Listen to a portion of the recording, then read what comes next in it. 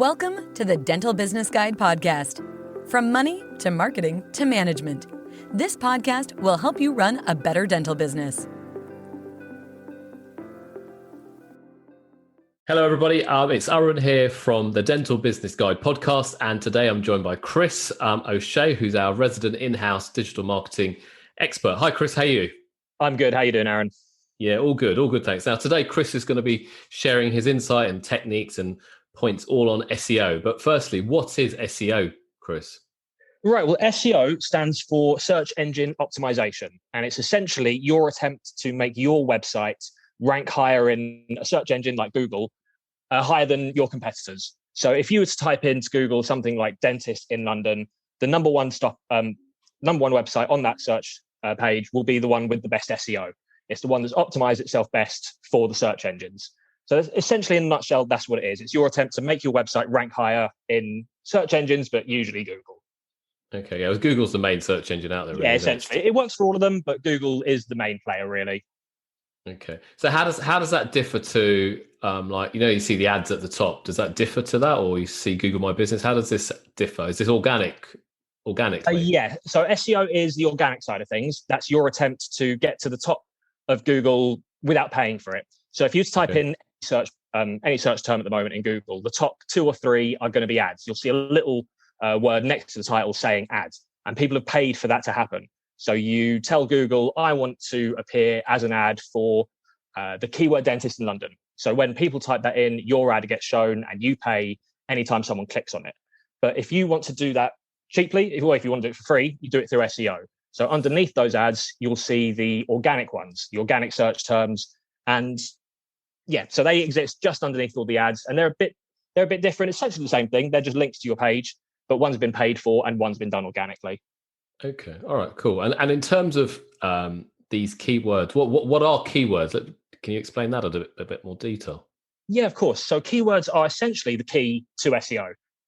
So keywords are what Google and Yahoo, that kind of thing, use to match up your website or your web page to a given search term. So again, if you were to type into Google dentist in London, that's your keyword, or rather key phrase, because it's a few words. But those are what Google are using to match you up with a search. So they're really the key to SEO. It's really important where you use them, how you use them. It's one of the biggest parts of SEO, and it's probably going to be the part you're dealing with most, essentially. So there are a few tips you can use. Go on. Sorry, yeah, one question though. But you said like dentist in London as an example, but that's a phrase, but then dentist London would be a different phrase. Is that right? So if I typed into Google dentist in London, one website might turn up, but someone like dentist London would be a different website might come to the top. Am I right in saying that or not? Yeah. The differences won't be huge with things like dentist in London or dentist London, because conjunctive words like in, Google's usually just going to ignore, and it will just worry about dentist and London, because it kind of knows words like in, with, of, for don't really add anything to the search intent. They just help. They're just grammar, essentially.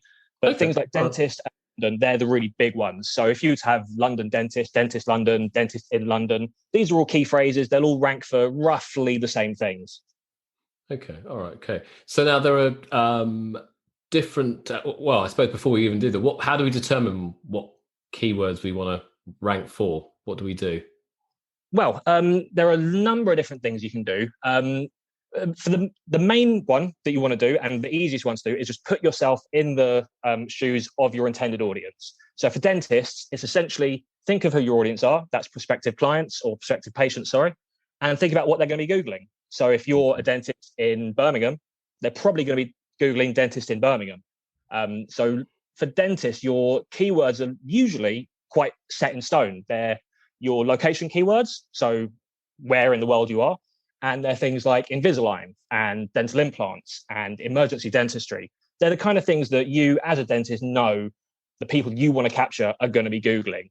There are certain other things you can do. So obviously, if you want to have a look at what your competitors are ranking for, so just simply type in dentist in your area, see who your big competitors are, have a look at their website, see what keywords they're ranking for, and essentially try and do it better than them. They're the two. There are other tools you can use and little programs that we'll talk about a little later, but they're probably the main 2 ways you want to do it. Put yourself in the shoes of the customer and check out what the competition are doing. Okay, all right. So then now there are various types of SEO. So the first one on my list to talk to you about today is on-page SEO. What's all that about? Right. So on-page SEO is, again, one of the biggest players because it's all to do with keywords, it's all to do with layout, user experience. It's essentially everything you do on the website in terms of SEO. So there's loads of different things you can do. The main one, as we said, is going to be with your keywords. So again, something like dentist in London, that keyword, where you put it on the page is your on-page SEO. So you want to put it in the title of the page. You want to put it in subheadings on the page. You want to put it in the meta description. So if you were to Google anything, the little description that comes up underneath the URL, that's your meta description. So you want to make sure your keywords are in that. You want to make sure the keywords are in the URL. You want to make sure your URL is short. You want to make sure it's descriptive. You want to make sure your menus are clearly labeled, that everything's really easy to click. The layout's really good. You want to use multimedia. So you want to use images, you want to use videos, you want to use text, you want to use links, you want to use infographics. There's many different things as you can. All those add up to on-page SEO. But having said that, you want to make sure it's quick. So if you're going to use images, make sure you compress them, make sure they're small. There's no point adding a 1 gigabyte image with 5,000 by 6,000 dimensions because no one's got a screen that big. So one that's 300 by 400 pixels and maybe 40 to 50 kilobytes, that's absolutely fine. So that speed is a huge part of SEO at the moment. Google's kind of caring more about speed than anything else. So by all means, use multimedia, but but that goes back to user experience, though, isn't it? That's what Google's really looking at these days. Correct. Absolutely. Once upon a time, keywords was pretty much all you needed. You could just pack out a page with the right keywords, and Google would rank you. But they've got a lot smarter about it now. Now they want a good user experience. They want to make sure the user gets what they want immediately. They don't want them spending hours on your website. They want them spending 30 seconds, get the information they need, and then go about their lives. That's essentially the goal Google wants for SEO now. Okay, because I remember those days of when I started out going 20 years ago now, it was called keyword stuffing. So you just try and ram the same keyword in your paragraph in your page as much as possible. Exactly. And you'd get, and lo and behold, a few days or a few weeks later, you'd be at the top of Google, which is amazing. But it's all a bit small. It works really well. But now really clamp down on that now. Now doing something like that really will get you penalized. If anything, it'll drop you down the rankings. Okay. And now then, so that's on page SEO. Then you've got what's it? Local SEO. What's that all about? So local SEO is similar, but it's basically all the stuff you do off the page. So again, if you were to type in dentist near me, then it will usually show you a map, a Google map, with a few pins on it showing all the dentists within about 3 to 5 miles of you. That's the local SEO. So you haven't typed in Google, you haven't typed in dentist in London, or you haven't told it your specific location. You've just said near me, and Google knows which ones are near you, and it shows you those ones. And that's your local SEO. So there's a few different things you can do to boost that. The main one and the most obvious is put yourself in Google My Business, which is a program Google will give you. You just upload all your business information, and that's where Google hosts it all. So that's the first and main thing you want to do. Get yourself in Google My Business, get your name, your address, and your phone number all on there. Make sure they're all the same. The name, address, and phone number, make sure they're identical, formatted correctly, exact same address, website, that kind of thing. And that will really start to boost you. That's how Google's going to link you up with dentist near me as a search. Sure. Okay. All right. That's really helpful. So you've talked about on-page SEO briefly, local SEO, and then there's something called backlinks. What's all that about? Yeah, so backlinks they're a big part of SEO. They seem to be becoming a little bit, I'm talking about in the last year or so, Google seemed to be moving a little bit away from them purely because backlinks have become so hard to get hold of. But what a backlink is essentially an online referral. So if you have a website that links to another website, that's called a backlink because you've linked back to another website. And I said they're like referrals because essentially they're what Google uses. Well, it's one of the things Google use to see how trustworthy you are, to see how knowledgeable you are, how authoritative you are, how well-known you are in either your location or your industry or your niche. So essentially, you could get a backlink from any website in the world. But if you're going to get a backlink from something called fakebacklinksforyou.com, Google aren't going to like that. But if you're a dentist that have got a backlink from the NHS or from the BDA or from a newspaper because they've linked to one of your blogs, that's huge for you because Google see that and they think, right, well, the BDA and the NHS have linked to this website, and it's a website about dentistry. These people obviously know what they're talking about. So you're going to really rank a lot higher if you can get those backlinks. But like I said, unfortunately, it's becoming harder and harder to get that because people want you to pay for it, or it's because everyone knows about this now. So these kind of websites they're inundated with requests for backlinks. So you really, at the moment, the best way to do it is to create a great piece of content. So a great blog, a great article, a great video, and then get that out there to things like magazines. Local is one of the keys to this, though, because it really ties in with local SEO. If you've got a load of local businesses linking back to you, Google's going to love that. So if you've got all the local churches and schools and beauty parlors, anything like that linking back to your website as a dentist, Google's going to see that and think, right, these people are known in the area, they're trusted in the area. Let's show them dentist near me as a search term. So backlinks are huge. So if you can get any backlinks, do. Again, with local SEO, though, one of the main things you can do is local citations. So if you, once upon a time, there was things called yellow pages that now have all gone online. So, but they still exist. There's 118.118.com, there's yell.com, there's yelp.com. Most local councils also have their own online business directories. Get yourself onto all of these. Even if it's just a link to your website, get yourself onto as many of these directories as you can, because they're backlinks and they're local SEO as well. Because if it's a local one, especially if it's your local chamber of commerce, let's say, and you get a backlink from their website, from their online directory, that's brilliant, because Google sees you're a business, you're online, you're known, you're trustworthy, and you're in this area. So that's the basics of backlinks. So we've talked about SEO here, but one thing we haven't talked about, and which I suppose is the fundamental kind of platform for SEO, is you need good content, correct? Okay. Yeah, absolutely. And that's the key to this, really, isn't it? Yeah, pretty much. Because I mean, not only is your content, so when we say content, we mean things like blogs and articles and videos and webinars. But your content isn't just getting information out there. It's one of the main excuses for you to use keywords. So your website, let's say you're a dentist and you've got a page on Invisalign. That's a great excuse for you to have some Invisalign keywords on there. But I mean, that's just one page. There's only so much you can do with that page. But you can then write hundreds of blogs on Invisalign. There's top tips, there's how-tos, there's stories, there's info articles. There's a million different things you can do. And they're perfect excuses to start writing about Invisalign. They're a perfect excuse to start writing about Invisalign in London or Invisalign in whatever your area is. So yeah, content is really key to all of SEO.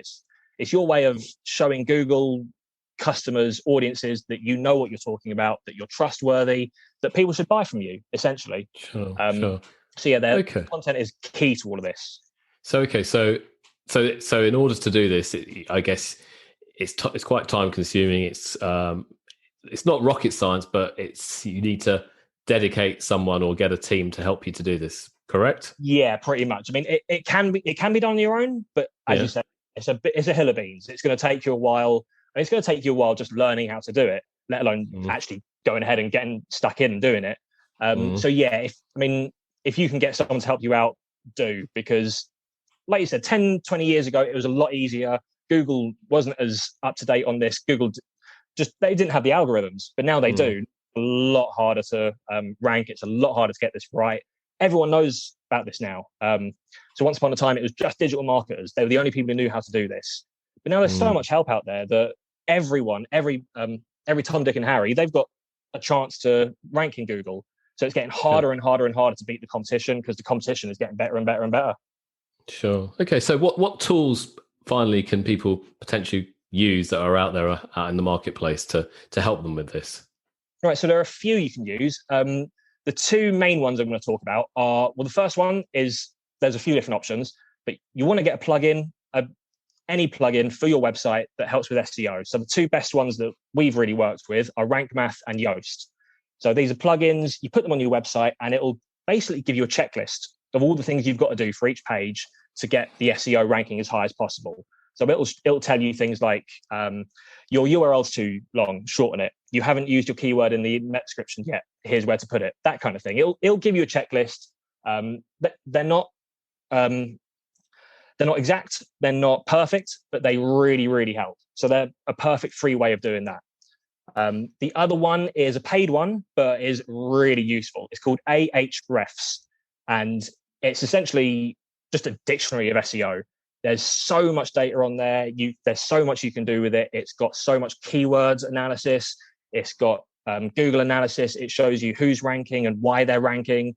So if you've got the time and you've got the money, Ahrefs is definitely one that will help you with your SEO. But Rank Math and Yoast are brilliant free programs that you can use, and they'll essentially give you the ins and outs of it. They'll show you what to do. They'll give you the basics. Okay. And those plugins, they're available on WordPress websites, aren't they? So that's how. Pretty much any platform you can build a website on will have either Rank Math or Yoast. Yoast especially is the biggest one, I think. Yeah. Okay. All right. Fantastic. So in summary, okay, SEO is it sounds like it's essential. It sounds like it's so important, especially in today's market, if you're going to be competitive on Google. But absolutely, it'll take time to get there. But if you dedicate resource and time to it, you can rank number one for key search terms. Correct? Oh yeah, absolutely. If you're smart about it, if you know what you're doing, and like you said, if you're patient and you wait for Google to do its work, you can rank number one for so many keywords. It's a lot of work. It takes time, but it can be done. Yeah. Okay. All right. And I suppose, well, that's great. I suppose you could also, in the meantime, run a pay-per-click campaign as well. So it's at the top, and eventually you want to try and reduce your pay-per-click commitment because you usurped it with your SEO work, and eventually you won't have to pay any pay-per-click money to Google. That's the idea anyway. Yeah, exactly. If you can do it for free, it's absolutely better too. But in the meantime, PPC is definitely a good option. Okay, so any last comments to listeners out there on SEO, Chris? Essentially, the main takeaways I would give people are: think about your keywords, make sure you're creating content around those keywords, keep refreshing your website. Don't create a website and then leave it for 10 years because Google will notice that. Refresh things as often as possible, create blogs as often as possible, email people in the area with your blogs, with your website, try and get those backlinks there if you can. And just keep refreshing it and be patient. None of this is immediate. You can't just create a website and expect Google to rank it number one immediately. It will take a few months. It will take 6 months minimum, really, to get into the top 10. But once you're there, you'll start noticing a difference. Okay, fantastic. Well, Chris, that's been really, really helpful, really interesting. And I'm sure we'll be back on the podcast soon talking about some other digital marketing aspects. So that's us today. Thank you, Chris. Okay. No problem at all. Brilliant. And we look forward to sharing with you some further knowledge on the Dental Business Guide podcast very soon. Check you out soon. Thank you. Bye. Thanks for listening in to the Dental Business Guide podcast. We welcome your feedback. And if you're enjoying it, please let your friends know too.